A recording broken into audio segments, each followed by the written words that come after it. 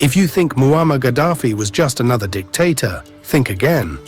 This is the story the West doesn't want you to hear. The man who transformed Libya from a desert into a wealthy independent state. The leader who dreamed of a united Africa, free from Western control. And the man whose death wasn't just an assassination, it was an execution ordered by global powers afraid of one thing: African unity. What really happened to Gaddafi? Who wanted him gone? And why did NATO rain down bombs on Libya in 2011?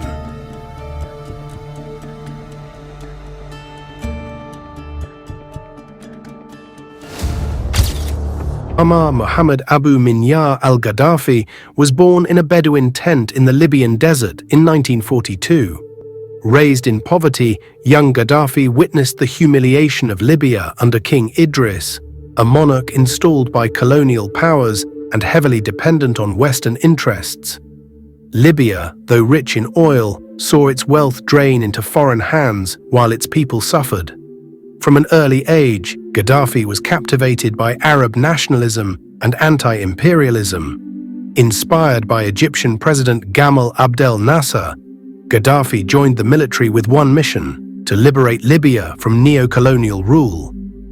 On September 1, 1969, at just 27 years old, Gaddafi led a bloodless coup that overthrew King Idris. He immediately abolished the monarchy and declared the Libyan Arab Republic. The young colonel now controlled one of Africa's richest oil reserves. But Gaddafi wasn't interested in ruling for profit. He had a vision, a grand, defiant, and dangerous one. Gaddafi refused to model Libya after Western democracies or Soviet communism. Instead, he introduced a unique system he called the Jamahiriya, state of the masses. He outlined his political philosophy in the Green Book, which rejected political parties, criticized wage labor, and promoted direct governance through popular committees. We will establish finally the authority of the people in this following months, and the leaders of the revolution will lift the authority finally to the people, and the people through the people's congresses and people's committees will form this new state without any representation and without any president, without any leader. He expelled American and British military bases, nationalized foreign oil companies, redirected profits to fund healthcare, housing, and education. Under Gaddafi, Libya had the highest Human Development Index in Africa. Free healthcare and education were guaranteed. Homelessness was virtually eradicated. He launched the Great Man-Made River Project, turning deserts into fertile land. To some, he was a visionary. To others, a madman. To the West, he was now a threat. In the 1990s and early 2000s, Gaddafi shifted his focus from Arab nationalism to African unity. He pushed for a United States of Africa. My mission is to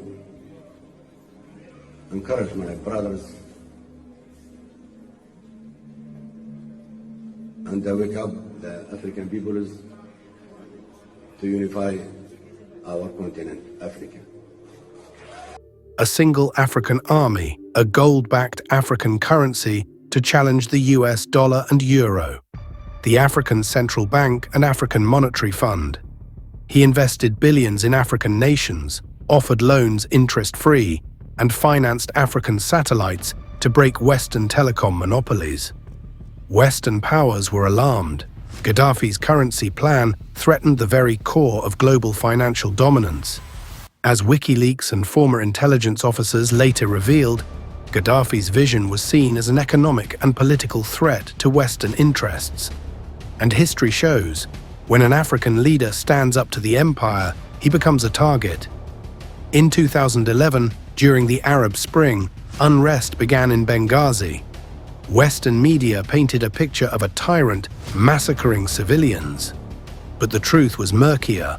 Armed rebels, some tied to Al-Qaeda affiliates, were attacking government forces. The UN passed a no-fly zone. NATO began bombing Libya under the guise of humanitarian intervention. Behind the scenes, the CIA, MI6, and French intelligence were funneling arms and intelligence to the rebels. French President Nicolas Sarkozy, as later documents showed, feared Gaddafi's gold-backed currency project. US Secretary of State Hillary Clinton laughed upon hearing of his death, declaring, "We came, we saw, he died." On October 20th, 2011, Gaddafi was captured by NATO-backed rebels. He was beaten and executed in the street. No trial, no justice. Since Gaddafi's fall, Libya has plunged into chaos. Civil war between rival governments and militias. Rise of human trafficking and slave markets. Collapse of infrastructure. Foreign intervention from Turkey, UAE, Russia, and more. Libya went from Africa's wealthiest state to a failed state. The dream of African unity suffered a massive blow. The man who had called for sovereignty, dignity, and self-reliance was dead. But his ideas still echo. Gaddafi's death mirrors that of Patrice Lumumba, Thomas Sankara, and other African leaders who dared to dream beyond colonial chains. They were all demonized, isolated, and eventually eliminated. This is not coincidence. It is a pattern, a blueprint. When African leaders threaten the global order by promoting unity, sovereignty, and economic independence, they are marked for death. But what if we chose to learn from their sacrifices instead of burying their memory? They killed our leaders, but they cannot kill our dreams. From the Nile to the Cape, from the Sahara to the coastlines, we are one people. Our borders were drawn in Berlin, but our future will be forged in Africa. Gaddafi died not for his riches, but for his vision. A vision of an Africa with one army, one currency, and one voice. An Africa that can no longer be divided, bought, or silenced. Let us rise, not in vengeance, but in unity. Let our greatest revenge be the birth of a continent no longer on its knees. This is our time. This is Africa's time.